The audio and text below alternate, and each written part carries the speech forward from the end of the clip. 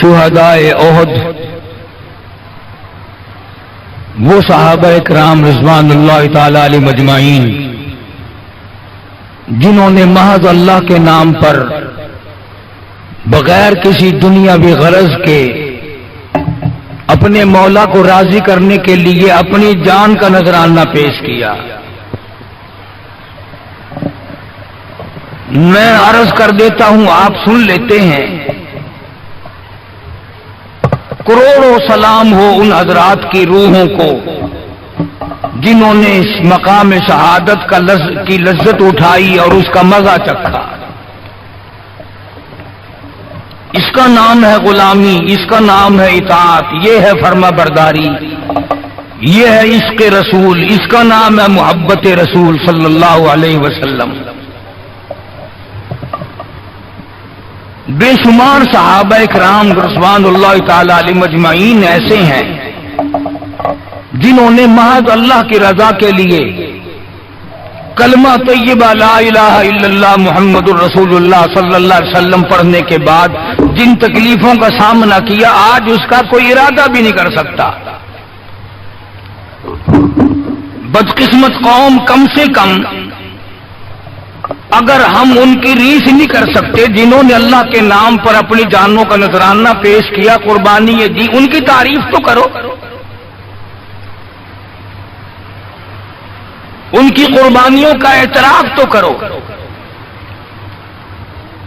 انہوں نے جو اپنی زندگی میں تکلیفیں اٹھائی ان کو خراج تحسین پیش کرو. shahideislam.com دنیا کے لیڈروں کو بڑے یاد کرتے ہو، قرآن مجید جن کی تعریف کرتا ہو، اللہ جن کی تعریف کرتا ہو، سرکار مدینہ صلی اللہ علیہ وسلم کے اس موقع پہ جنہوں نے امداد کی ہو جب زمین کے اوپر آسمان کے نیچے کالی کملی والے کا ساتھ دینے والا کوئی نہ تھا.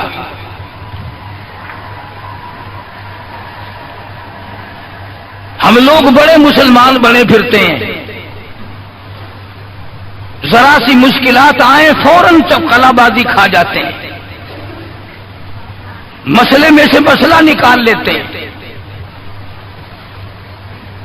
یہ وہ حضرات تھے، نہ پہلو تہی کی، نہ کروٹ بدلی، نہ نگاہ بدلی.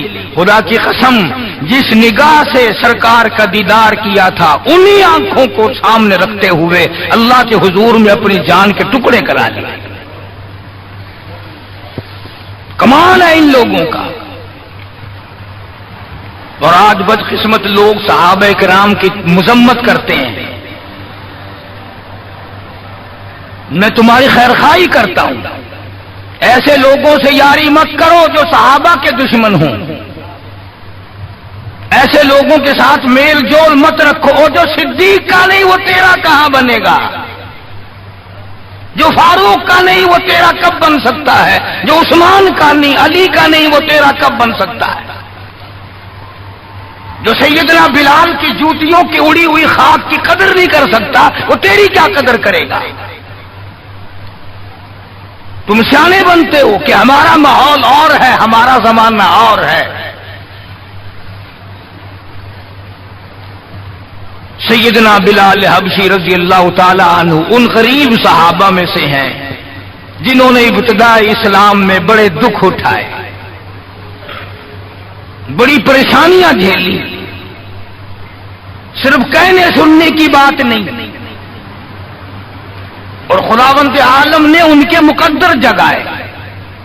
اللہ تمہیں توفیق دے، تم سارے کے سارے حج بیت اللہ کرو، مکے جاؤ، جا کے دیکھو جس مقام پہ سیدنا بلال نے کوڑے کھائے، مار کھائی، آج وہاں مسجد بنی کھنی ہے. اور کوڑے مارنے والے جہاں رہا کرتے تھے وہاں بیت الخلا بنا ہوا ہے.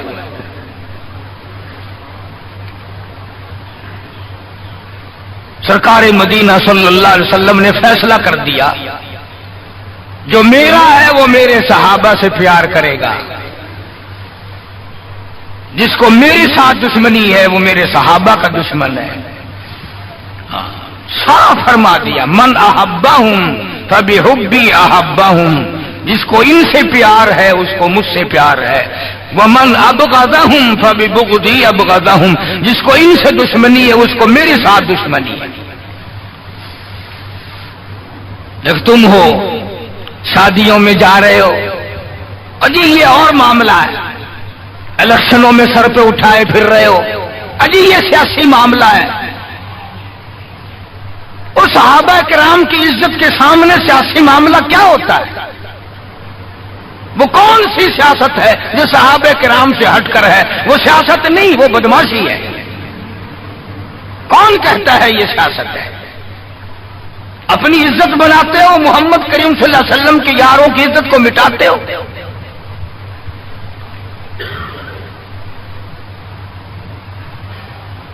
قربان جاؤں ان حضرات پہ، تم تو اب بھی نہیں سمجھ سکے ہوگے میں کن کی بات کر رہا ہوں۔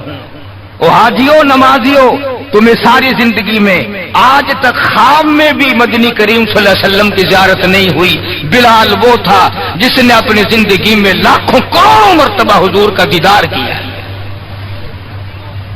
سرکار دو عالم صلی اللہ علیہ وسلم کے گھر کا ساز و سامان لاتا ہے، اور یہ مرتبہ یوں ہی نہیں ملا، ہاں مفت میں نہیں مل گیا۔ بڑی مصیبتیں اٹھائی ہیں، بڑی تکلیف جھیلی ہیں۔ امیہ ابن خلف مکے کا بہت بڑا بدماش قسم کا کافر غلام ہے۔ امیہ ابن خلف بہت بڑا سردار ہے مکے کا۔ حضرت بلال رضی اللہ تعالی عنہ اس کے غلام ہیں، زر خرید ہیں۔ امام الانبیاء محبوب کبریا حضرت محمد مصطفیٰ صلی اللہ تعالی علیہ وسلم کا دیوانہ پروانہ، جان نثار، جان پہ کھیلنے والا بلال، سرکار کے چہرے انور کا دیدار کیا تو کلمہ پڑھ بیٹھا۔ امیہ ابن خلف کو پتا چلا، بلال کو مارنا شروع کیا، سارا دن مارتا ہے، لوہے کی زرہ پہنا کر دھوپ میں سارا دن لٹائے رکھتا ہے، گرم ہو جاتی ہے، بدن جل جاتا ہے، سارا دن نمبر وار پٹائی کرتی ہیں۔ شام کے وقت سیدنا بلال رضی اللہ تعالیٰ عنہ کے پیروں میں رسے ڈال کر مکے کے لڑکے گلیوں میں گھسیٹے پھرتے ہیں۔ جس گلی سے گزارا جاتا ہے عورتیں پوچھتی ہیں کیا بات ہے، نوجوان پوچھتے ہیں کیوں مارتے ہو، مارنے والے جواب ایک دیتے ہیں، غلام امیہ ابن خلف کا ہے، کلمہ کالی کملی والے کا کیوں پڑھتا ہے؟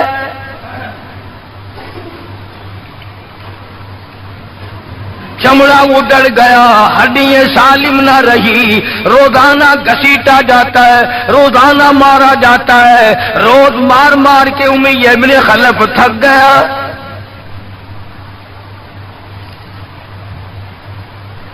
خود بھی دوسرے لوگ بھی امداد کو آتے ہیں کافر کی۔ سیدنا بلال رضی اللہ تعالیٰ عنہ کے گلے پہ پاؤں رکھ کر پورا وزن ڈال دیتا ہے، سینے پہ پتھر کی چٹان رکھتا ہے، کمر کے نیچے دہکتے ہوئے بھڑکتے ہوئے کولے اور شعلے ہیں، آگ بجھ جاتی ہے مگر بلال غریب کو چھوڑا نہیں جاتا۔ www.shahideislam.com آج کوئی مار کھائے گا عورتوں کے پیچھے، کوئی زمین کے پیچھے، کوئی دولت کے پیچھے، کوئی مکان کی وجہ سے، کوئی دکان کی وجہ سے، کوئی کرسی کی وجہ سے، کوئی شہنشاہیت کی وجہ سے، کوئی وزارت کی وجہ سے، کوئی سفارت کی وجہ سے بلال مار کھاتا ہے۔ قرآن کہتا ہے وَأُوذُوا فِي سَبِيلِي وَقَاتَلُوا وَقُتِلُوا لَأُكَفِّرَنَّ عَنْهُمْ، خدا کہتا ہے یہ وہ لوگ ہیں جنہوں نے مار کھائی میری راہ میں،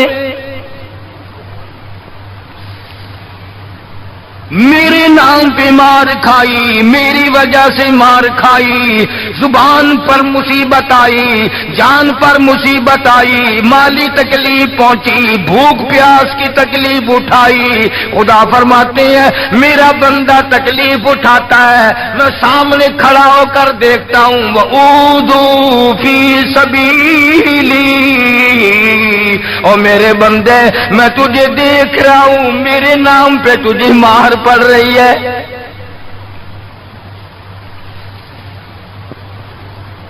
جناب بلال حبشی رضی اللہ تعالیٰ عنہ کی ذات اقدس ہے، مار مار کے تھک گئے، اکتا گئے، سزا دے دے کر تھک گئے، مگر بلال اپنے ایمان میں، اپنے یقین میں، اپنی توحید میں، ختم المرسلین صلی اللہ علیہ وسلم کی رسالت میں کسی قسم کی ملاوٹ کرنے کو تیار نہیں۔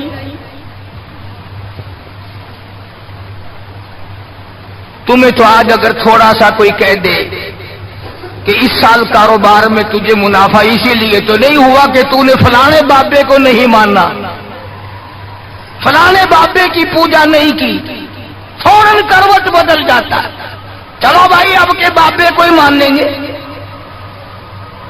یہ وہ بلال ہے جو کسی بابے کو نہیں مانتا، کسی قبر والے کو نہیں مانتا، جو کسی اونچے نیچے کو نہیں مانتا، کسی بڑ کا پجاری نہیں، پیپل کا پجاری نہیں، کسی کھوہ کا پجاری نہیں، کسی جنڈی گھنڈی کا پجاری نہیں، کسی درخت کا پجاری نہیں، چاند سورج ستاروں اور پانی کا پجاری نہیں، وہ صرف ایک اس کائنات کے مالک کا پجاری ہے جو خداوند عالم کی ذات ہے، مار بھی کھاتا ہے۔ قریب سے جناب ابو بکر صدیق رضی اللہ تعالیٰ عنہ گزرے، مار پڑ رہی ہے، اس قدر مارا، گلے پہ پاؤں رکھ کر دبایا۔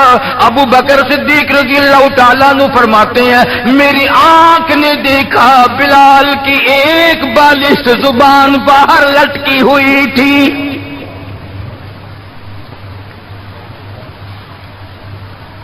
کمال ہے، اتنی تکلیف اٹھا رہا ہے، جب بھی ذرا سا پاؤں پرے کو ہٹایا، سانس آیا، فوراً آواز لگاتا ہے اللہ احد، میرا خدا ایک ہے، میرا معبود ایک ہے، میرا کارساز ایک ہے، میرا پیدا کرنے والا ایک ہے، میری جان کا مالک ایک ہے، واللہ علی کل شیء قدیر، وہی ہر چیز پہ قادر ہے، میری جان پہ بھی اسی کی قدرت ہے، میرے یقین پہ اسی کی قدرت ہے۔ اور مارنے والوں میں سچا عاشق ہوں، تم مارتے تھک جاؤ گے، میں مار کھاتا نہ تھکوں گا، اس لیے جس کی وجہ سے مار کھا رہا ہوں وہ حی قیوم ہے، میں اسی کا بندہ ہوں۔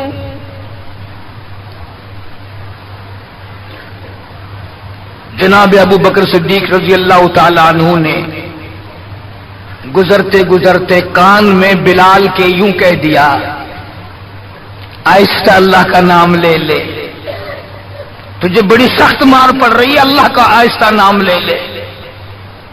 جناب بلال رضی اللہ تعالیٰ عنہ فرماتے ہیں مجھے بڑا دکھ پہنچا، تکلیف ہوئی، اور یوں فرمایا ابو بکر اور اگر کوئی کہے تو کہے، تو نہ کہو یہ بات۔ نے کہا میں تیری تکلیف دیکھ کے کہہ رہا ہوں، تجھے صدمہ بڑا پہنچ رہا ہے، تجھے تکلیف بڑی پہنچ رہی ہے۔ جناب بلال حبشی رضی اللہ تعالیٰ عنہ فرمانے لگے ابو بکر میں تجھے کیا بتاؤں، جب میری کمر کے نیچے کولے، میرے سینے پہ پتھر کی چٹان اور میرے گلے پہ امیہ ابن خلف کا پیر رکھا ہوا ہوتا ہے اور وہ بدن پورا ڈالتا ہے، میری جان نکلنے کو ہوتی ہے، مجھے پروردگار کی طرف سے آواز آتی ہے او میرے بلال تیرا کیا حال ہے؟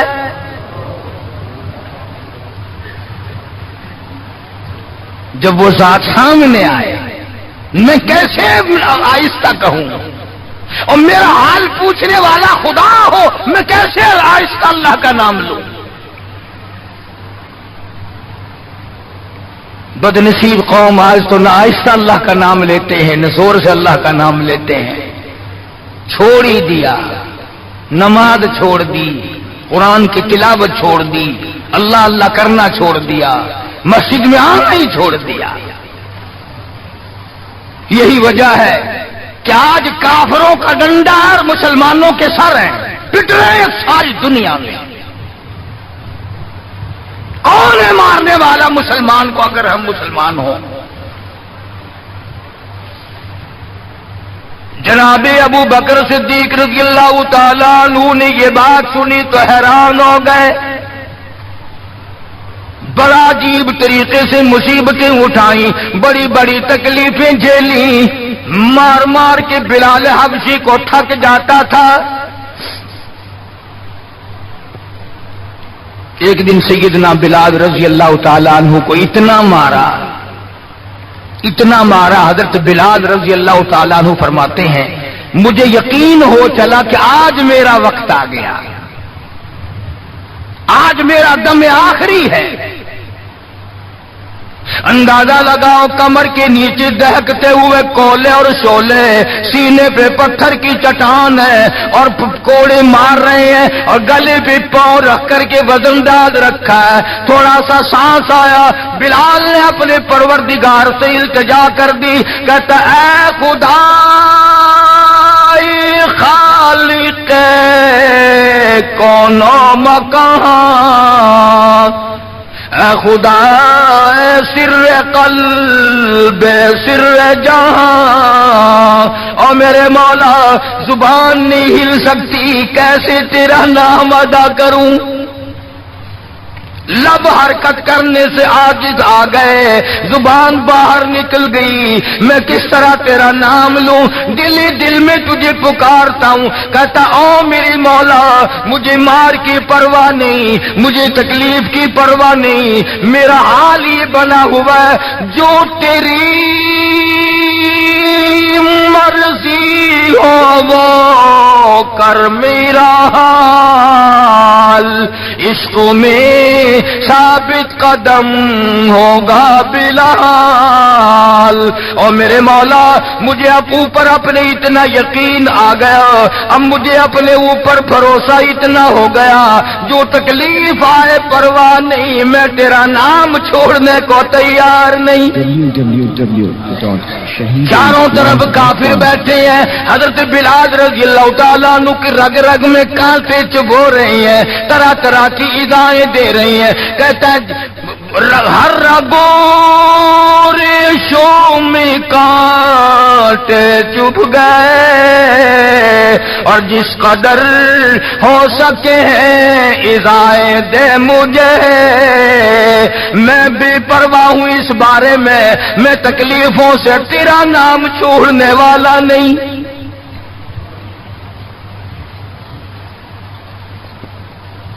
جناب ابو بکر صدیق رضی اللہ تعالیٰ عنہ نے حال دیکھا،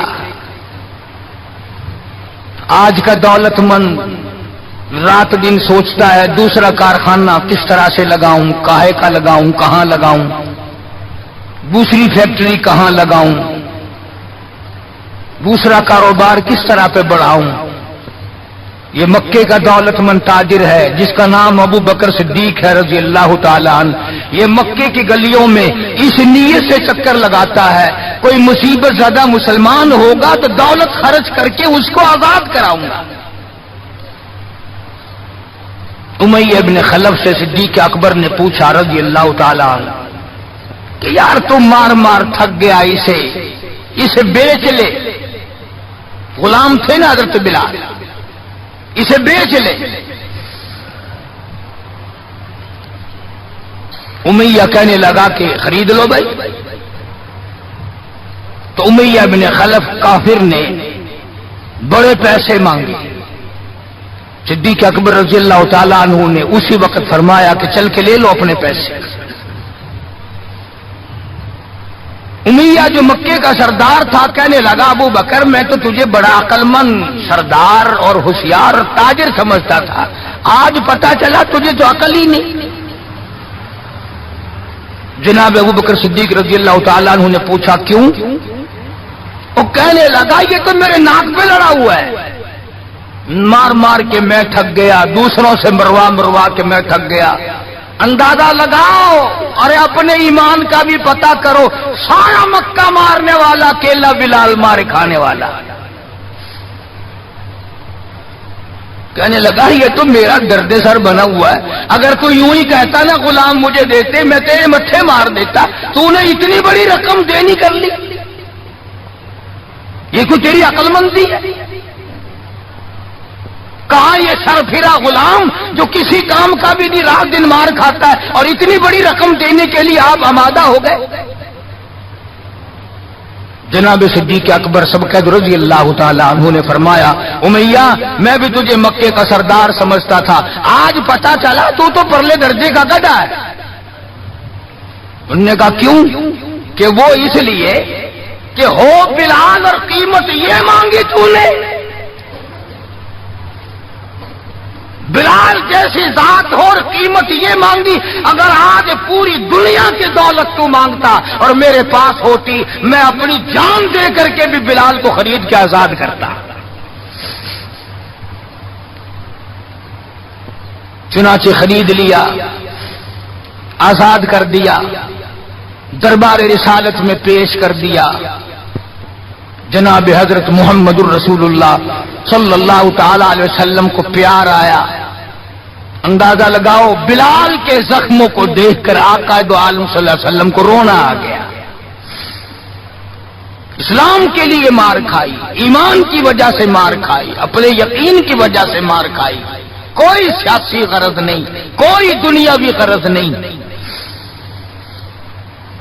جناب رسالت مآب صلی اللہ تعالی وسلم نے، اللہ پاک نے اس کا پھل یہ دیا بلال کو، اس کا معاوضہ یہ دیا کہ دربار رسالت میں مؤذن بن گئے۔ اذان دینے کی جو ڈیوٹی تھی، منصب تھا، وہ حضرت بلال کو ملا رضی اللہ تعالی عنہ۔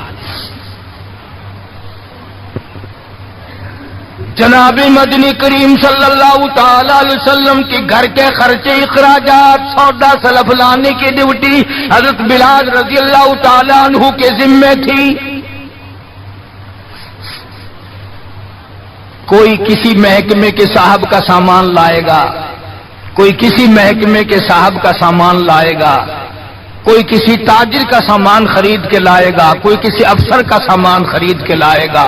بلال تیرے پیروں سے اڑی ہوئی خاک پہ قربان ہو جاؤں، تو شہنشاہ کائنات کے دروازے کا غلام ہے، تو حضور کریم صلی اللہ تعالی علیہ وسلم کا سامان لاتا ہے، اور 5 وقت اذان کی ڈیوٹی ہے۔ آپ صلی اللہ علیہ وسلم کے لیے قرضہ بھی لے کے آتا تھا بلال یہودیوں سے۔ ایک دفعہ ایک قرضے والے نے جان کر کہ دوبارہ اسے پھنساؤ، غلام بناؤ، حضرت بلال رضی اللہ تعالیٰ عنہ اذان دینے کے لیے تیار کھڑے تھے، یہودی آیا اور آ کے کہنے لگا، یہ جو بدنصیب آدمی ہوتا ہے نا، جس کا ایمان نہیں ہوتا، وہ بے ادبی بڑی کرتا ہے۔ آج بھی تجربہ ہے اللہ والوں کی، علماء کی، بے ادبی وہی کرے گا جس کے اندر ایمان کی رتی نہ ہو۔ بے ادبی کے الفاظ وہی بولے گا ایمان کی رتی نہ ہو۔ تو حضرت بلال کو آ کر کے آواز دینے لگا اور کہنے لگا، او کالے۔ حضرت بلال نے فرمایا کیا بات ہے؟ کہ یا تو کل شام تک پیسے آ گئے، ورنہ یاد رکھ تجھے پھر غلام بنائیں گے ہم۔ جناب ابشر رضی اللہ تعالیٰ عنہ مدنی کریم صلی اللہ تعالی علیہ وسلم کی خدمت عالیہ میں تشریف لائے، عرض کیا کالی کملی والے فلانا یہودی آ کر کے بڑی زبردست دھمکی دے گیا، وہ مجھے پھر دوبارہ غلام بنانا چاہتے ہیں، وہ پھر مجھے پریشان کرنا چاہتے ہیں، میں اب اتنا بڑا قرضہ کیسے ادا کروں؟ میں صبح کہیں نکل جاؤں گا، چھپ جاؤں گا، روپوش ہو جاؤں گا، جب کوئی انتظام ہو جائے اطلاع فرما دینا، میں حاضر خدمت ہو جاؤں گا۔ اے بلال تجھے مبارک ہو، تو سرکار دو عالم صلی اللہ تعالی وسلم کے قرضے کی وجہ سے پریشان ہے۔ ذرا سوچیں وہ لوگ جن کو اللہ تعالیٰ نے دولت بخشی ہے، جن کو اللہ پاک نے کھانے پینے کے لیے دیا ہے، کہ ہمارے نبی حضرت محمد کریم صلی اللہ علیہ وسلم نے کن دکھوں سے اپنی زندگی پاس کی ہے، قرض لے لے کر۔ صرف قرض نہیں، آج ہم یہودی بن کے مر رہے ہیں، عیسائی بن کے مر رہے ہیں، کافر اور مشرک بن کے مر رہے ہیں۔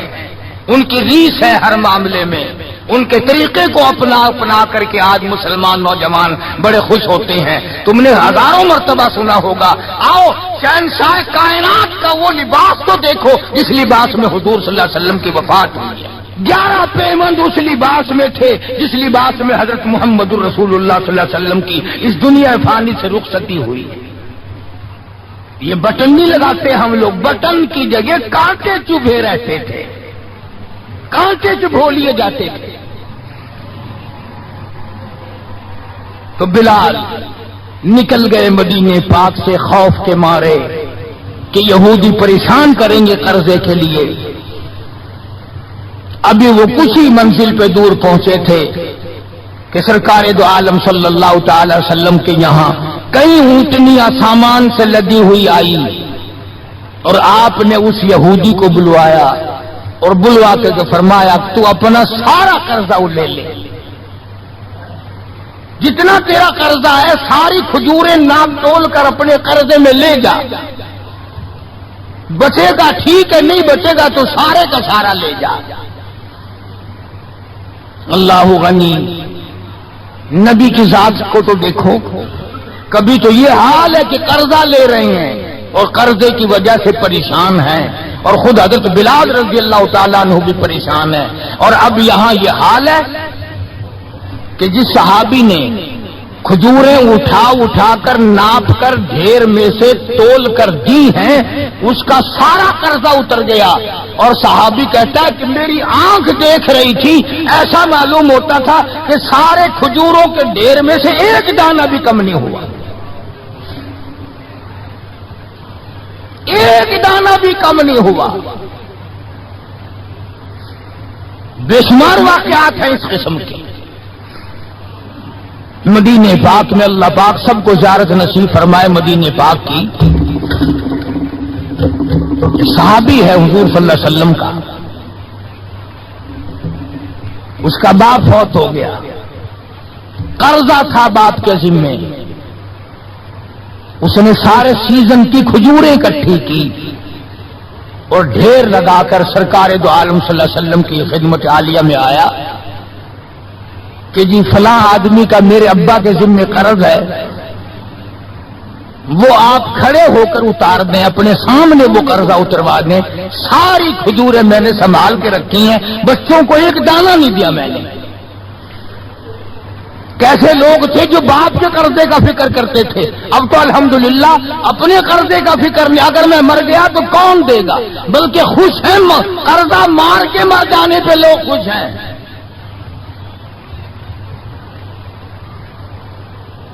حالانکہ قرضہ ایسی چیز ہے کہ حضور کریم صلی اللہ تعالی علیہ وسلم نے جب تک یہ پوچھ نہ لیا، کبھی بھی کسی کا جنازہ نہیں پڑھایا جب تک یہ پوچھ نہ لیا کہ اس کے ذمے کسی کا قرضہ تو نہیں، اور اگر پتا چلا کہ ہے تو فرمایا ضامن بنو، کون دے گا، اور اگر ضامن کوئی نہیں بنا تو حضور نے کسی صحابی سے جنازہ پڑھوا دیا، خود جنازہ چھوڑ دیا۔ یہ تھوڑی بات ہے کہ نبی جنازہ چھوڑ دے۔ آج لوگ گسے مارتے ہیں، بڑے خوش ہوتے ہیں، کوئی گل نہیں، ایسا کوئی بھجے نہیں ہیں۔ آدمی اپنا قرضہ جو منگا کے مٹی چاہ گئے ہیں، بھج گئے کہ کہیں دینا نہیں، ڈرتا نہیں، اگر میں مر گیا تو میرا قرضہ کون دے گا۔ یہ تھوڑی مصیبت ہے، یہ تھوڑی بات، اور نبی جس کا جنازہ چھوڑ دے، نبی جس کی جنازے کو چھوڑ کر ہٹ جائے، یہ کوئی تھوڑی بات ہے۔ پہلے لوگ دعائیں مانگا کرتے تھے، یا اللہ مقروض بنا کے نہ ماریو، اور اب دعا کرتے ہیں یا اللہ جتنا گڑگپا کر کے مروں اتنا ہی اچھا۔ بے ایمانی کر کے مرنا چاہتے ہیں، لوگوں کا پیسہ کھا کے مرنا چاہتے ہیں، فنکاری کر کے مرنا چاہتے ہیں۔ شرم نہیں، یہ کوئی موت ہے، یہ کوئی مرنا ہے، یہ تو لعنت کی موت ہے۔ کسی کا کھا کے مر جاؤ، جب وہ سنتا ہے تو کہے گا نہیں اور کچھ پر خدا کی لعنت ہو، میرا روپیہ کھا کے مر گیا۔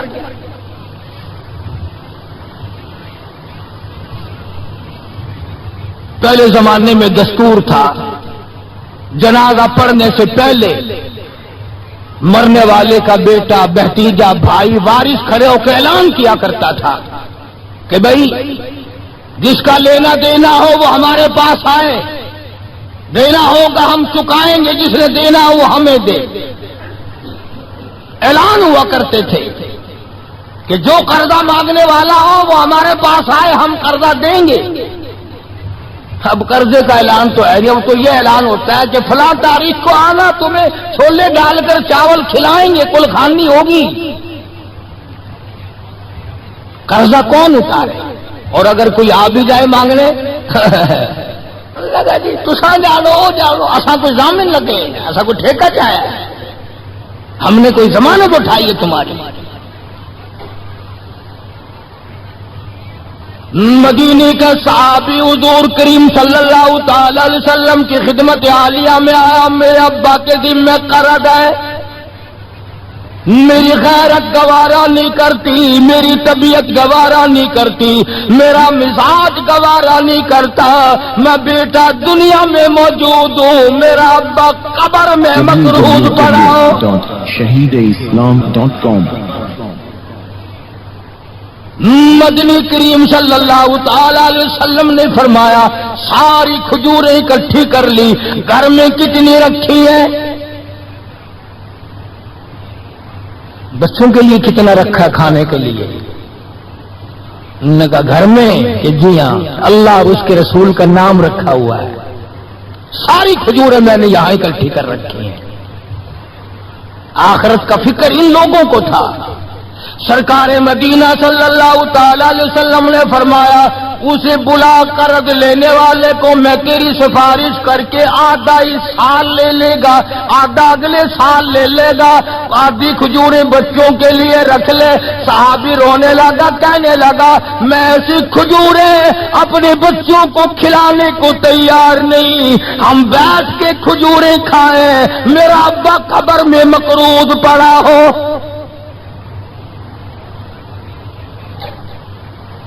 ہم ایسی کھجوریں کھانے کو تیار نہیں۔ عرض کر دیا حضور کریم صلی اللہ علیہ وسلم کی خدمت عالیہ میں، ایک دانہ میں گھر لے جانے کو تیار نہیں، قرضہ اتاری ہے۔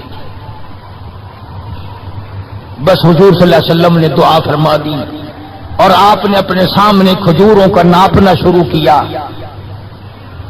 اس قرض لینے والے کا سارا قرضہ اتر گیا۔ صحابی کہتا ہے میری آنکھیں دیکھ رہی تھی اور مجھے یہ تسلی ہو رہی تھی کہ پورے ڈھیر میں سے ایک دانہ بھی کم نہیں ہوا، سارا قرضہ چک گیا، سارا قرضہ اتر گیا، مگر ایک دانہ کم نہ ہوا۔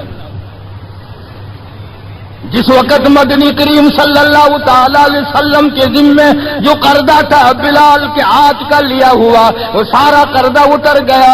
رحمت کائنات صلی اللہ علیہ وسلم نے حضرت بلال کو پھر بلوا لیا، فرمایا بے شک بے پرواہ ہو جا، اللہ نے سارا قرضہ تیرے میرے سر سے اتار دیا۔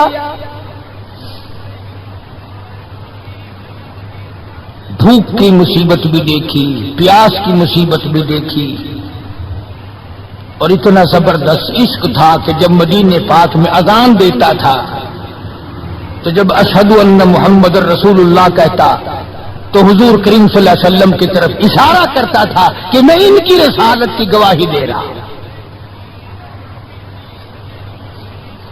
مدنی کریم صلی اللہ تعالی علیہ وسلم کی جب وفات شریف ہوئی، بلال ان نوجوانوں میں تھا جو ٹکرے مار رہے تھے، بے ہوش پڑے تھے۔ کہاں جاؤں، کسے دیکھ کے اپنا گزارا کروں، کس کا دیدار کروں، کس کو اپنا آقا مولا بناؤں، کون میرے سینے پہ ہاتھ رکھ کے پوچھے گا بلال تیرا کیا حال ہے؟ کون پوچھے گا مجھ سے؟ اور حضور صلی اللہ علیہ وسلم کی وفات شریف کے بعد جب مسند کو خالی دیکھتا اور جب اذان دیتا اشارہ کرتا حضور نظر نہ آتے، بے ہوش ہو کر گر پڑتا تھا۔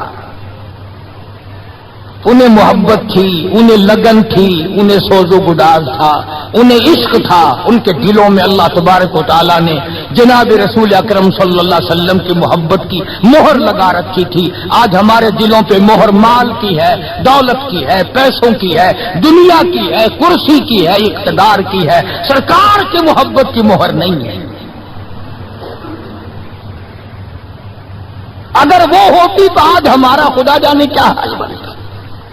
اسی لیے قرآن کریم نے ان لوگوں کی تعریف کی، فرمایا الذین آمنوا وہاجروا وجاہدوا فی سبیل اللہ. بے شک وہ لوگ جنہوں نے اللہ کے نام پہ ہجرت کی، اللہ کے نام پر ایمان لائے، اسی کے نام پہ ہجرت کی اور جہاد کیا میری راہ میں، بِأَمْوَالِهِمْ وَأَنفُسِهِمْ، مالی قربانی کی، جان کی قربانی دی. اللہ کہتا ہے اولئک اعظم درجۃ عند اللہ. یہی ہے وہ لوگ جن کے بہت بڑے درجے بلند ہیں میرے یہاں.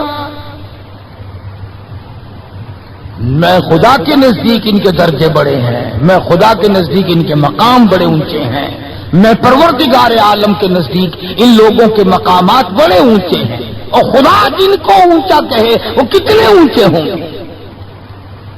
اور دونوں شہادتیں اللہ پاک کی قرآن میں ہیں حضرات صحابہ کرام کے بارے میں. تمہارا اس طرف دھیان نہیں، تمہیں تو صرف تھوڑی سی کوئی انگلی لگا دے، دیکھو جی فلانے نے فلانے کا حق مار لیا تھا، دیکھو نا جی برا ہوا نا جی. اوہو، تم بھی فیصلہ کر جج بن جاتے ہو، تم بھی فیصلہ کرنے والے بن جاتے ہو. ٹھیک ہے یار، صحابہ کے درجے تو بڑے ہیں، مگر یہ بات تو نہیں چاہیے تھی انہیں. تجھے کیا پتا؟ تجھے اپنے ایمان کا تو پتہ نہیں، تو صحابہ کرام کے ایمان کا پتہ کرتا ہے. ساری عمر گو کھاتے گزر گئی، حرام کا پیشاب پیتے گزر گئی، ہم صحابہ کرام کے فیصلے کریں گے؟ اور فیصلہ کرنے والے ہم، اور فیصلہ نبی کے یاروں کا، نبی کے دیوانوں کا، نبی کے پروانوں کا. خدا گواہ ہے، خدا کہتا ہے بِأَمْوَالِهِمْ وَأَنفُسِهِمْ کہ ان لوگوں نے مال بھی قربان کیا، جان بھی میرے اوپر قربان کر دی. خدا گواہ ہے، رسول گواہ ہے، قرآن گواہ ہے. تم صحابہ کرام میں 1 کروڑ عیب نکالو، کوئی صحابہ کے درجے کو نقصان نہیں پہنچا سکتا.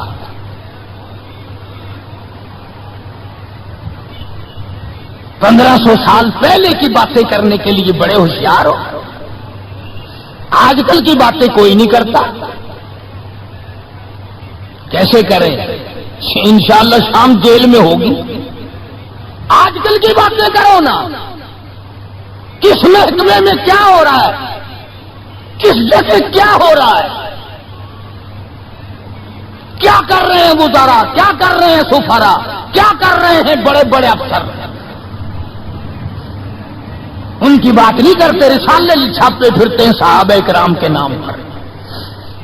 میں تمہیں ایک بات کہتا ہوں، آج بڑا بد نصیب ہے وہ آدمی اور بڑا بدبخت ہے وہ آدمی، اور میں تو آگے بڑھ کر کہوں گا بڑا لعنتی ہے وہ آدمی جو محمد صلی اللہ علیہ وسلم کے یاروں کا شکوہ کرے، گلا کرے حضور کے یاروں کا، ان یاروں کا جو حضور کے آڑے وقت میں کام آئے،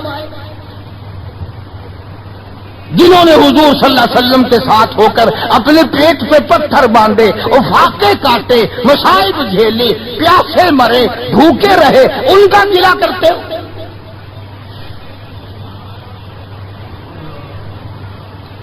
اور پھر تمہیں جج کس نے بنایا؟ تم ہوتے کون ہو؟ تم کون ہو محمد صلی اللہ علیہ وسلم کے یاروں کا فیصلہ کرنے والے؟ وہ خدا کے بندے تھے، خدا ان کا گواہ ہے، نبی ان کے گواہ ہیں، قرآن ان کی تعریف کرتا ہے. فرمایا ان الذین آمنوا وہاجروا وجاہدوا فی سبیل اللہ، ایمان لائے، ہجرت کی، جہاد کیا. نہ بدر میں تو وہ لڑے، احد میں انہوں نے قربانیاں دی، حنین میں وہ لڑے، خندق میں وہ لڑے، تبوک میں انہوں نے قربانیاں دی، یرموک میں انہوں نے قربانیاں دی۔ ایک ایک صحابی ایسا ہے، حضرت خالد بن ولید رضی اللہ تعالیٰ عنہ نے 125 جنگ لڑے،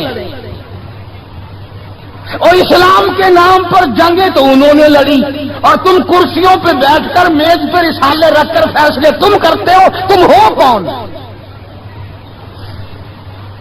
یہ تو منافقوں کی اولاد کر سکتی ہے، یہ تو یہودیوں کی اولاد کر سکتی ہے، یہ تو عیسائیوں کی اولاد کر سکتی ہے، مسلمان کا تخم ایسا نہیں کر سکتا۔ کبھی حضور صلی اللہ علیہ وسلم کے گھر کا گلا، کبھی حضور صلی اللہ علیہ وسلم کے دوستوں کا اور آپ کے جانثاروں کا گلا، کوئی بھی کرے مجھے اس سے کوئی بحث نہیں۔ بہرحال ہم ان کو اپنا نہیں جانتے، اور جو نبی کے یاروں کے نہیں وہ ہمارے نہیں، ہاں وہ ملک کے نہیں، وہ قوم کے وفادار نہیں ہو سکتے، وہ ملت کے وفادار، اور جو نبی کے دروازے کا وفادار نہیں وہ تیرا وفادار کب ہوگا؟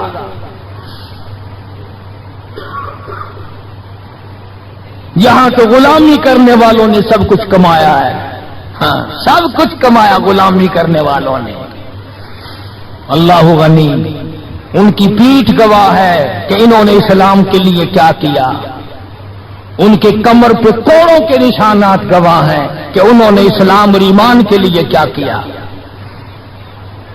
سیدنا بلال سب کا رضی اللہ تعالیٰ وفات شریف کے بعد مدینے میں رہ نہ سکے، منبر خالی میرے سے دیکھا نہیں جاتا، دمشق چلے گئے، وہاں جا کر اپنی اللہ اللہ کی۔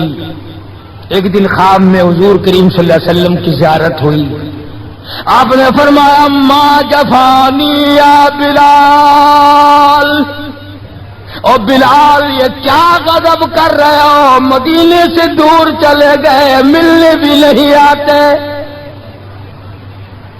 اندازہ لگا اس کا درجہ کتنا بلند ہوگا، اس کے دل میں نبی کا عشق کتنا ہوگا، اس کے دل میں نبی کی محبت کتنی ہوگی، جس کو کالی کملی والے فرمائے تو مجھے ملنے کیوں نہیں آتا۔ ما جفانی یا بلال، او بلال یہ کیا ظلم کر بیٹھے، اتنی دور چلے گئے، ملنے بھی کیوں نہیں آتے۔ بلال اسی وقت اٹھا، سواری لی، تیز رفتار سواری پہ سوار ہو کر مدینے پاک پہنچا۔ سیدنا بلال کو دیکھ کر مدینے میں کوہرام مچ گیا، نبی کا مؤذن آ گیا، کالی کملی والے کے دربار کا غلام آ گیا۔ سارے لوگ چاروں طرف جمع ہو گئے، حسنین کریمین رضی اللہ تعالی عنہما کو جا کے ملے، بلا کے لائے۔ فاطمۃ الزہرا کے لخت جگر بیٹو، علی مرتضیٰ کے شیر جوانوں، تمہاری بات نہیں موڑیں گے، ذرا اذان کی فرمائش کرو، اذان تو دے دے نبی کے زمانے کی، بلال آئے ہوئے۔ جناب بلال ابشر رضی اللہ تعالیٰ عنہ نے مدینے کی مسجد میں، مسجد نبوی میں کھڑے ہو کر جب اذان شروع کی، مدینے میں کوہرام مچ گیا، عورت مرد باہر نکل آئے، چلو نبی کے اذان زمانے کی اذان آئی ہے، چلو شاید دیدار ہو جائے۔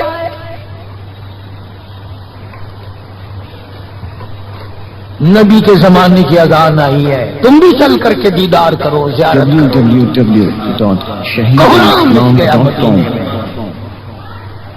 بلال ایک دو روز قیام کرنے کے بعد پھر واپس چلے گئے، دمشق میں وصال ہوا۔ ان جوانوں میں مقام ہے صحابہ اکرام میں سے حضرت بلال رضی اللہ تعالیٰ عنہ کا، جنہوں نے محض اپنے ایمان اور کلمہ طیبہ لا الہ الا اللہ محمد الرسول اللہ صلی اللہ علیہ وسلم کی وجہ سے مار کھائی۔ انہوں نے چوری کر کے مار نہیں کھائی، ڈاکہ مار کے مار نہیں کھائی، قتل کر کے مار نہیں کھائی، کسی خوبصورت لڑکی کے پیچھے مار نہیں کھائی، دکان مکان کے پیچھے مار نہیں کھائی، بلکہ خدا کہتا ہے وہ اوذوا فی سبیلی، اور یہ وہ لوگ ہیں جنہوں نے میرے نام پہ مار کھائی۔ جنہوں نے میری وجہ سے مار کھائی ہے۔ عرض کرنے کا مقصد یہ، لوگوں کے کہنے میں مت آیا کرو، یہ جو پھرتے ہیں نا کتابیں لیے ہوئے، اس کتاب میں یہ لکھا ہے، اس کتاب میں، اس کو کہہ دیا کرو کہ ان کو آگ لگا دو، کتاب ان کتابوں کو آگ لگا دو جن کتابوں میں نبی کے دیوانوں کا گلا ہو، شکوہ ہو، دشمنی۔ یہ دیکھو قرآن سارا گواہ، نہ تمہارے لا کالج کے شاگرد پاس ہیں اور نبی کے شاگرد فیل ہیں، تمہاری یونیورسٹیوں کے اسٹوڈنٹ پاس ہیں اور مدینہ یونیورسٹی کے شاگرد فیل ہے۔ عقل ہے کھوپڑی میں؟ اور آج کے پروفیسروں کے شاگرد پاس اور امام الانبیاء کے شاگرد فیل۔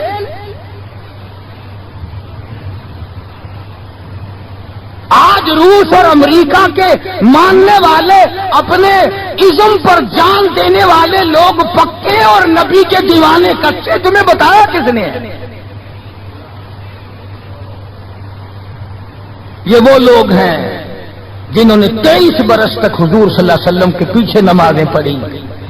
خدا کی قسم، جب تم بیمار پڑو گے زیادہ سے زیادہ بیٹی پوچھنے آئے گی۔ یہ وہ لوگ تھے جب بیمار پڑتے تھے پوچھنے کے لیے امام الانبیاء تشریف لاتے تھے، ان کے دکھ درد میں شریک تھے حضور۔ ہاں، غزوہ خندق کے موقع پر خندق کھودتے کھودتے ایک بہت بڑا پتھر نکل آیا جو صحابہ کرام سے ٹوٹتا نہ تھا۔ حضور کو آ کے عرض کیا صلی اللہ علیہ وسلم، یا رسول اللہ وہ پتھر نہیں ٹوٹتا۔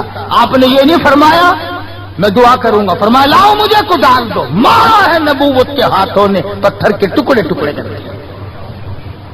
اور اس کے بعد ہزاروں صحابہ کرام گواہ ہیں کہ صحابہ مٹی پتھر کھودتے تھے، ٹوکری میں بھرتے تھے اور رحمت کائنات صلی اللہ علیہ وسلم اپنے سر مبارک پہ اٹھا اٹھا کر لے جاتے تھے۔ اور جنہوں نے مل کر کھانے کھائے ہوں، جنہوں نے مل کر اللہ کے دین کے جھنڈا بلند کرنے کے لیے مار کھائی ہو، ان سے اچھا کون ہو سکتا ہے، ان سے بڑا کون ہو سکتا ہے؟ دین میں بھی بڑے وہ، آخرت میں بھی بڑے وہ، قیامت میں بھی بڑے وہ۔ حوض کوثر کے پانی کے گلاس صحابہ کرام کے ہاتھوں سے ملیں گے۔